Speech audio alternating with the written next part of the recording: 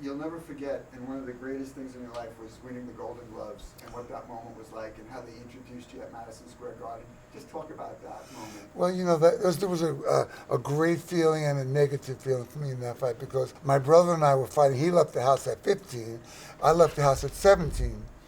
And I followed him to the gym. And I remember I used to box the guys and I couldn't really work hard because the coach would get mad at me. But it was okay for them to try and bang me around. So both my brother and I went to the Golden Gloves. My brother was living on his own. He wasn't training properly. And back then, you could come from Jamaica or from Russia and get an address in New York and have 300 fights, and they could go into the sub-novice Golden Gloves. And that's what happened to my brother. So he made it all to the finals, knockouts, and then he fought a guy in the finals who was an experienced fighter who beat my brother. And my brother didn't stay with the game. My brother Tom, I love very much. We're very close today. And myself, I'm 16 years old, and Herman Sporting Goods told me, listen, kid, if you win the gloves, I'm going to give you a free heavy bag. I said, what? And we went into the gloves. I used to fight every week, scared to death. I remember going up to Daily News building and getting to the office where the doctors were, and this big black dude came out and said, hey, anybody in 160 sub-novice, might as well go home because I'm going. And I said, oh, shit. 2 weeks later, I fight that guy. And I beat him, and we're still friends today. And then I went on. I was an underdog. I knocked out L.B. Frazier in the semifinals with a left hook on the chin. I won the middleweight championship. I still admire that so much about myself. And then I made it to the finals. I fought the Davis brothers. I didn't fare too well. I beat one. I lost to him once. And then I was heavyweight champ, which was great. So then I got invited to the finals of Olympic trials. I didn't go because I didn't believe in myself. I had nobody in my corner. Everybody was, give me this, give me that, give me this. So I never went to the final. Even if I couldn't make it to the finals, I made it to the top 8. I would have learned so much. But obviously, maybe God looked out for me. Maybe this was the path I was supposed to take. You turned pro there. What do you remember about Sunnyside Garden? I fought Big Bill Jackson, bro. And it was my first fight. I think I was 203 pounds. And I came out, and, obviously it was I had, turning professional. I never thought about being professional. Then I watched some guys turn professional, how proud they were of it. And that helped me to really feel it. Not in that fight. I was fighting for my life. And I hit him on the chin, knocked him out cold. And, I got to tell you something, Bobby. I didn't really know how big a puncher I was until way after my career. And that I was knocking guys out in the gym. I thought they would do me a favor, trying to build my confidence. But I was knocking 2 or 3 guys out a week in the gym, and they have to bring more guys in. And I didn't learn. Take it work. They wanted to toughen me up. So they used to make me work hard. Then I listened to Foreman say the hardest guy that ever hit me he hit me on this side, but I felt it over here. On David Letterman and other guys like Holmes and the great fighters of all time.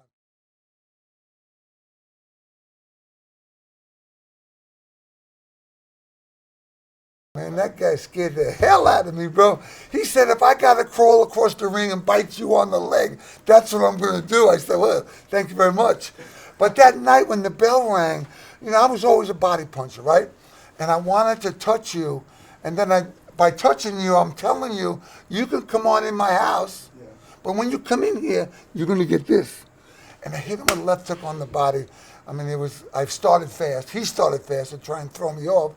And then I picked it up with him, and I landed with that shot. He went right out of the ring. And he was a very, genuine guy. He came in. He was a big puncher, older in his day, but great experience for me. Confidence. I remember fighting in Atlantic City against Leroy Boone, where I didn't train at all. I was fighting with my girlfriend. Listen, I went there the day before, and I fought. And I was able to knock him out. I was able to find the way, even though, it's not how you're supposed to live.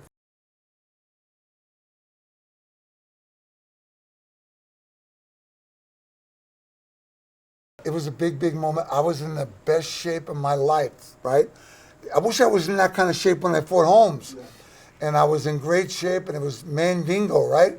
And I'm a young kid. I was thinking about it. My son one day here was walking past me in the garage. He was 23. And I said, my God, I fought Kenny Norton at 23. My kid's a little baby. And how I got up in that ring and waiting for the bell to ring. But it's the same thing, right? Like, I knew I had to touch him. I had to touch him first. Yeah. So he knows, okay. And I hit him with the best left hook. It went from my foot, through my knee to my hip, and hit him on the cheek. And great moments. I mean, bringing them back to me.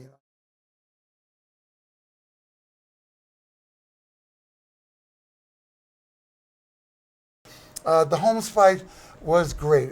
You know, listen, him and I are great friends today.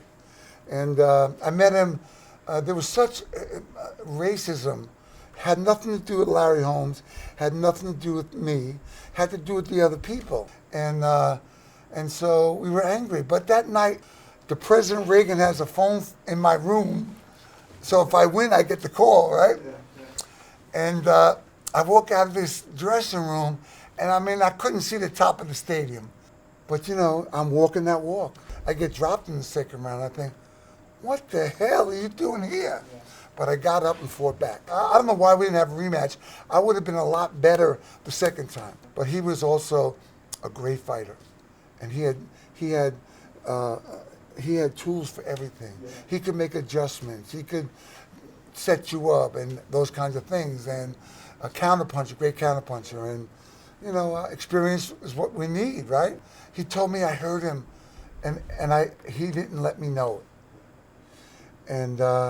And who knows? You know, maybe if I had beat Larry Holmes, who knows where I would be today? Yeah. And I like being here with you two guys, and I like my life a lot. Yeah. And I get to touch people every day. You know, Bobby, Larry Holmes made me. I got an opportunity to fight him, and I fought with my heart. People saw that, right? And he didn't want to fight me. He was very angry around me because he was worried about my punching power. And I had a lot of experience with him. I remember Howard Cosell was, Leon Spinks just got knocked out by Larry Holmes. So Larry Holmes was coming over the interview. He said, Gerry, come on, let's do an interview. You're fighting next. And Larry Holmes came after me, knocked Howard's wig off his head. And I said, oh man, it's getting serious now. But, you know, the bell rings, we got to fight. And I took that walk, and I didn't care. And that's what fighters do. I love that man. I talked to him yesterday. We're at a luncheon with him and the judge and his wife and my wife, and we're sitting down. I'm sitting across from him, and, you know, I moved my chair right next to him and told him how much I loved him, how important he is in my life.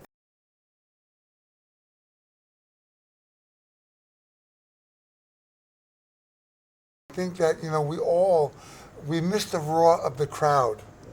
You know, I tell the story about, you know, you're in your dressing room and there's a knock on the door and the guy opens the door and says, okay, Cooney, you're next. And the first thing you say is, oh shit. Yeah. Yeah. And then you walk down this empty corridor, it's deathly silent, and you're thinking, and then the door opens up and you hear the magic of the screams of the fans, Yeah. and you put it all together. And that last walk to the ring, and you can't wait for the bell to ring. And that everybody misses it. Yeah. You know, it's like, let me do it again, let me get back again, let me do it again. And unfortunately, we can't get back again. Right. And a lot of guys don't get that. We become the guy, we become world class, then we become, you know, a contender, then we become an opponent, then we become a sparring partner. Yeah. Yeah. And it's still some semblance of that feeling when that bell rings, and getting in there and being able to create the opening and learn how to get to the body and, you know, feint them and keep your hands up and make him miss and those kinds of things that is unbelievable. And we keep thinking that we can bring that magic back again, and then it comes the time when you can't.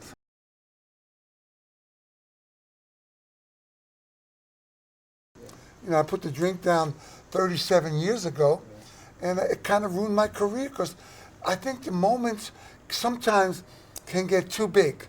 And if you don't have somebody with you in the corner who's helping you understand that, you just, you take a drink, and it goes away.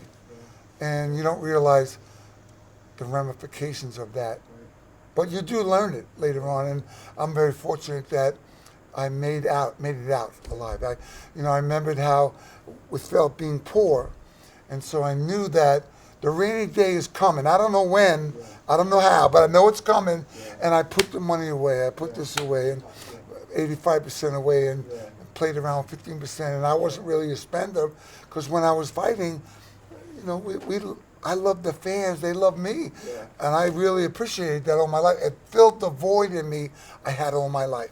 To me now, I got the greatest life in the world. I come and go. I love people. People love me. I learned. I grew up. I never grew up back then. I was told I was no good. You're never going to make it. You can't do it. And I was constantly trying to prove it wrong. Then in the biggest fight, I drank. So in case I did lose, it wasn't because of me. And that's the problem, is that we don't have people. I saw that, and one day I woke up, I thought, wow, what happened to you? And next day I woke up, same time, 20 minutes to 11, saying, what happened to you? And that's the day I think that God kind of said, come on, kid, pay attention now. And I kind of changed, and I wrote it out, and the pains and the flaws and the faults I did. And then I made peace with it. Sometimes I can still got this Irish guilt, and a priest told me, he said, Gerry, God forgave you a long time ago. He said, you got to ask God to help me forgive me. And that's what we have. And I always like to leave you smiling. Wherever I am, I go to make appearances, and I have so much fun with everybody. And I give everybody a hard time. They pay me, and they say, can you come back next year?